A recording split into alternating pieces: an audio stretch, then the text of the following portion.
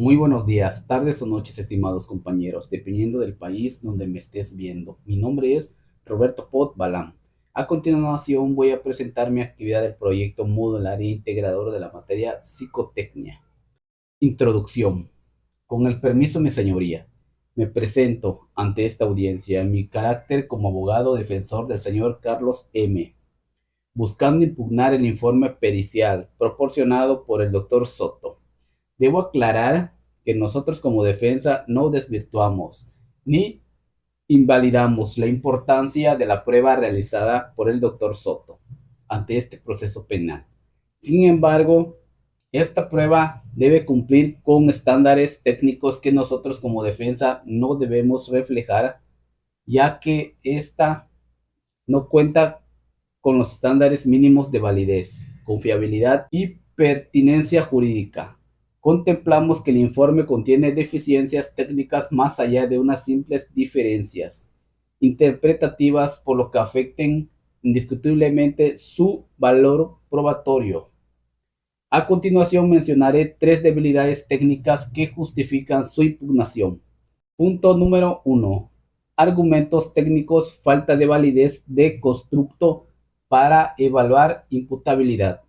Esto significa que el MMPI-2 se centra en la mediación de rasgos de personalidad, pero no es una prueba competente para la mediación de conceptos jurídicos como la capacidad de comprender la ilicitud del acto o la capacidad de autodeterminación al momento del hecho. En este caso, las elevaciones en escala infiriendo una desviación psicopática y paranoia. Esto solo pueden entenderse como parte de un análisis de personalidad, ya que el instrumento no es la facultad. Por lo tanto, incurre en una conjetura indebida al pasar de describir riesgos de personalidad, al intentar inducir conclusiones jurídicas sin ningún tipo de sustento técnico, lo que debilita por completo su validez. Punto número 2. Falta de acreditación de la confiabilidad de interpretación pericial.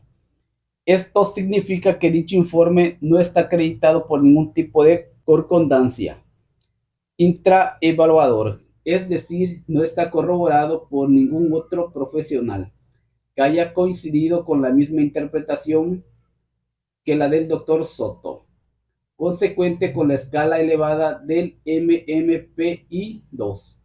En este caso, esta omisión es clave para la defensa debido a que la interpretación del resultado requiere de juicios clínicos que pueden variar según el criterio del evaluador.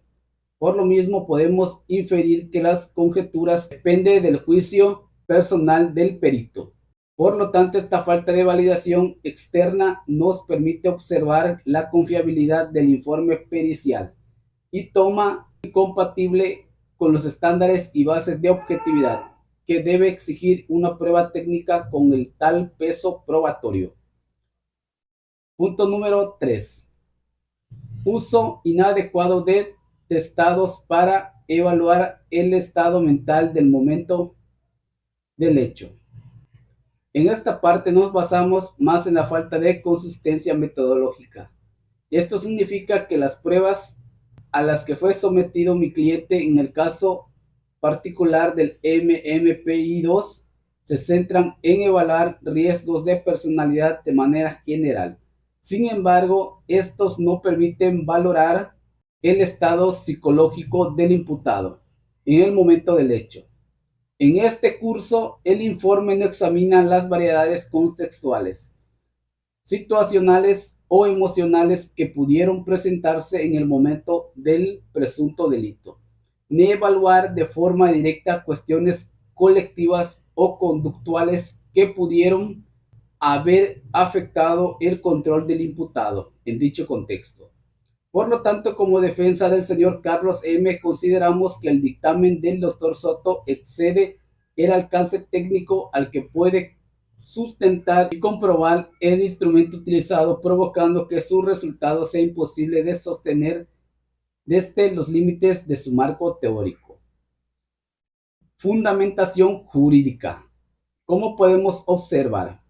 Las deficiencias técnicas que se presentan en dicho informe no solo generan grandes faltas a las garantías individuales del acusado, sino que también repercuten el principio del debido proceso penal. Para esto no basamos en la facultad validez de constructo, que ya hemos expuesto sobre el instrumento utilizado, mismo que infringen el principio de legalidad, al igual que el de especialidad probatoria, ya que no cuenta con el debido sustento jurídico ni clínico para evaluar la imputabilidad penal del acusado.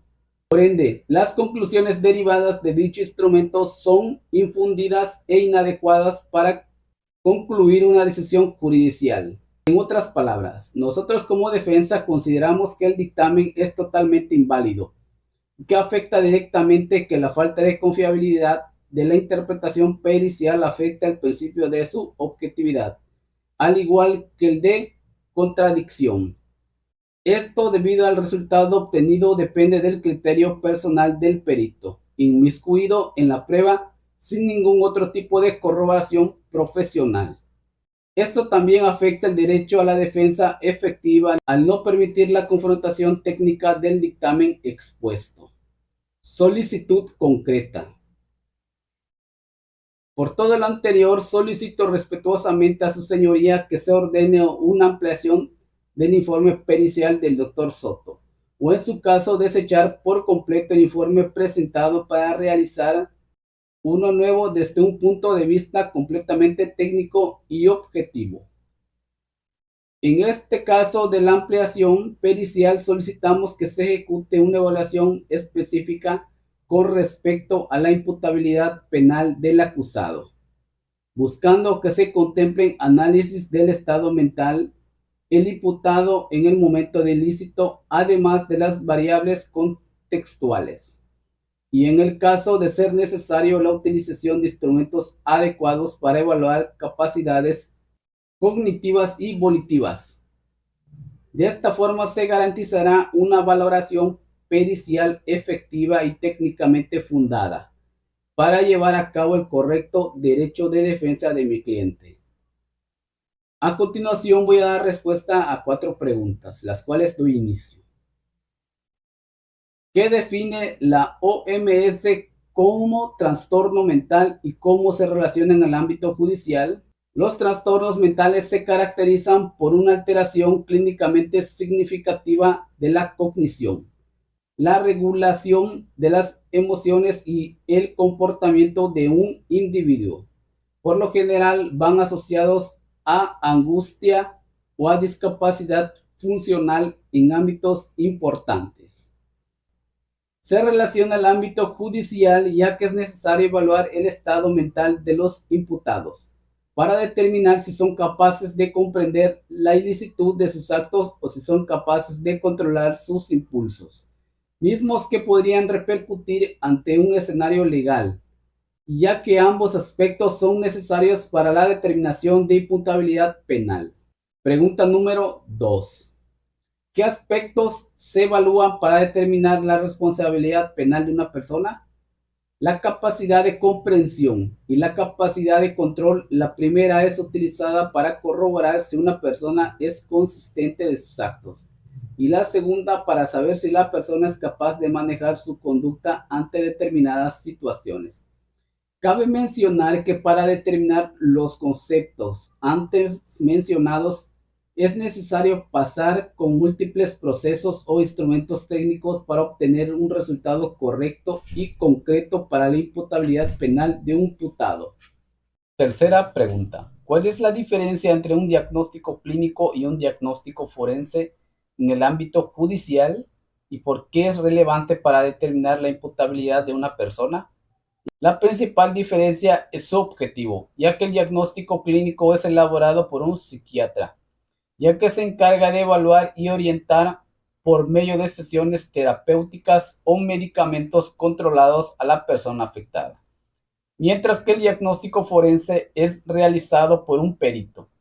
Esto se centra en recolección de información relevante para ser utilizada en el proceso legal. En este caso se encarga de analizar si el trastorno detectado por el psiquiatra realmente puede ser considerado como una afectación a la comprensión y control de la persona acusada, fundamentos que son necesarios para determinar la imputabilidad de dicha persona. Cuarta pregunta. ¿Cómo crees que el conocimiento sobre psicopatología forense puede aplicarse en tu comunidad para prevenir delitos relacionados con trastornos mentales? Puede ser aplicado en campañas de detección sobre trastornos mentales.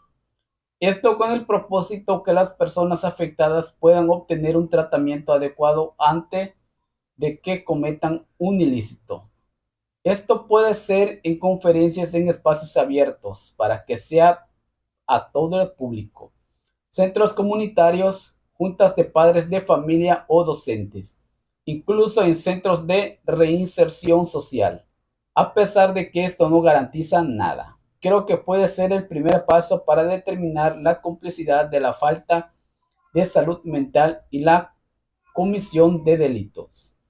Con este último punto doy por finalizado mi actividad del proyecto integrador. Me despido de ustedes enviándole un cordial saludo.